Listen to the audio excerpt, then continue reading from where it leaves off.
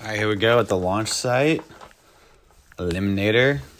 Been waiting for hours for this wind to come, but we finally got a good angle. Boom, boom, boom. Couple steps. I think I had the nose a little bit on the high side there. I shouldn't have had to take that last step, but whatever, not too bad.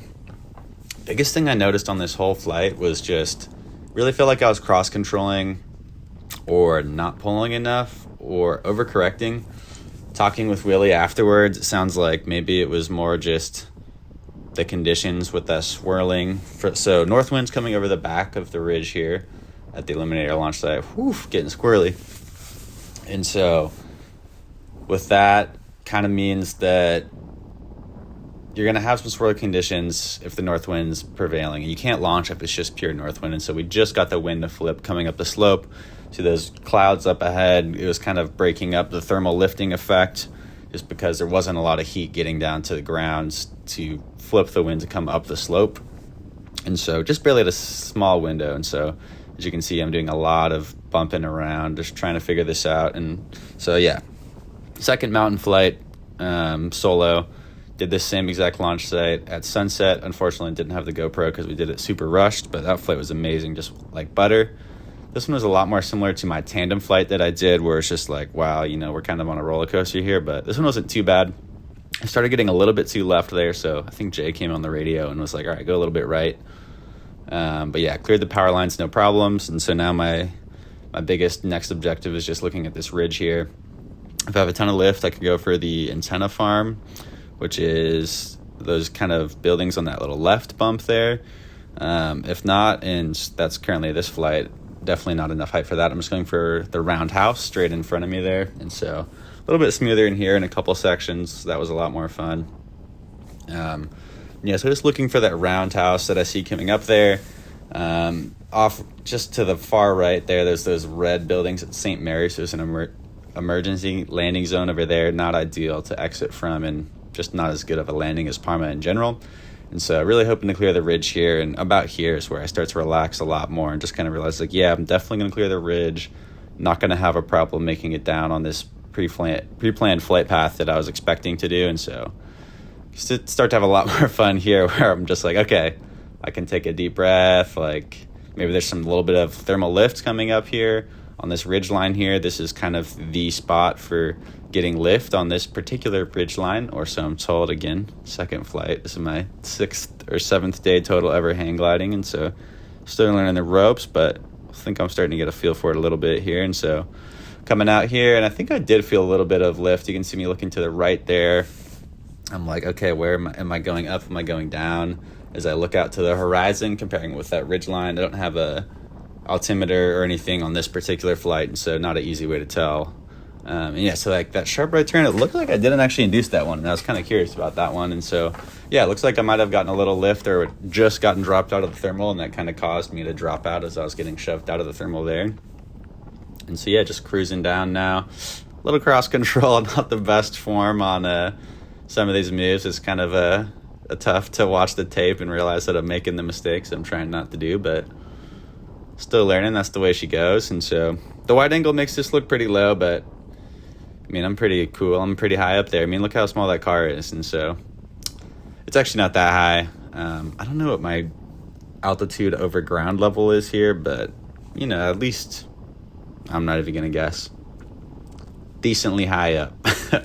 You can see the cars, or a car a little bit ago there, and just kind of get an idea of like, got a decent amount of height.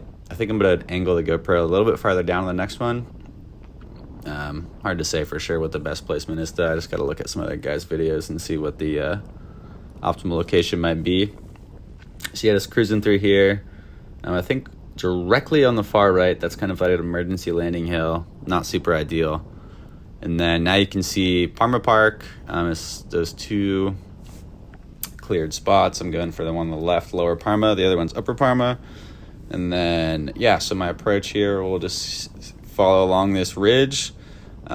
If I was looking super low here, so if I couldn't see Santa Barbara below that ridge in front of me, then that would mean it's potentially time to abort on Parma and go to the bushes just up here to the left a little bit, or probably more likely and much more ideally for me would be to do the alternate approach to Parma here, but I got a ton of height here, and actually like too much height in a way is I'm gonna have to figure out a little bit of a way to burn out some altitude, just so I can get in on the good landing approach and figure out exactly where I want to be. And so I think I'm messing around a little bit here, might do a little pulling in and pushing out, just kind of getting a feel for the glider. As far as hang gliding goes, not a super long flight, but it's a long flight for me as a novice, all right? So it's only my second time solo on the glider for an actual mountain flight. I've done about 5 days on the training hill, running around, doing ground handling, and then just shuttling up to the top. And so quite a bit more airtime here compared to any of that. And so very fun for me. Definitely big grin on the face quite a few times on this flight. Not as much as the first one, I will say. Just I think the first time always hits different, and just the weather was so smooth. It just like felt like I was skiing on powder for that one. This one I felt that a couple times, but definitely you can see him working, pulling, and so it's a little bit more of a workout. Definitely still a blast. Glad to be up here. Very thankful that I have the time and ability to get to do this amazing sport. And so, yeah, just looking at that ridge line there, I can see all of Santa Barbara right above the ridge. And so that let me know I'm pretty high. And about here is where I start to, I think, make somewhat of an error. So debriefing with my instructor afterwards, sounds like I should have just kept the 45-degree angle to the landing zone there. So I'm popping my feet out of the stirrup, kind of getting ready for my landing setup. And so I swing really wide here. And that's not the play, and so we'll see that in a little bit here. So I'm thinking, like, okay, I got my hands up. They're really low on the down tubes. Just took them off of the base tube, and then I'm like, do I want to have my hands here? And I think in a second here, I switch to putting my left hand back onto the base tube. Yep, there we go. And so I'm really far right here, and so I should have turned a little bit earlier for this one. I was just trying to figure out a way to dump speed, and this was not the way. And so you can see I'm kind of hunched over here. And I think that's my biggest takeaway is, like, just get upright really early. And, yeah, and I think Willie's on the radio right now, just like, all right, time to turn, get on the base leg. Speed or altitude dropping much faster than expected. Not at all in a dangerous situation at this point, but definitely just, had to kind of make stuff happen here and get in. So really happy with this approach here. And so here, I think in hindsight, I should have my hands up now on the down tubes.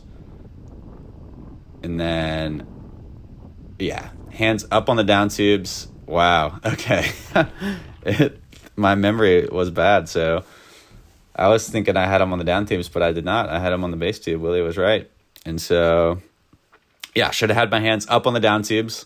Almost up by the red there, and if I had done that, then I wouldn't have had no problems. Wouldn't have had to do the belly landing, but it's a good landing because I was able to walk away. So that's the way she goes. So there's my second mountain flight from Eliminator to Lower Parma Park. Hope you'd enjoy. Have a good one.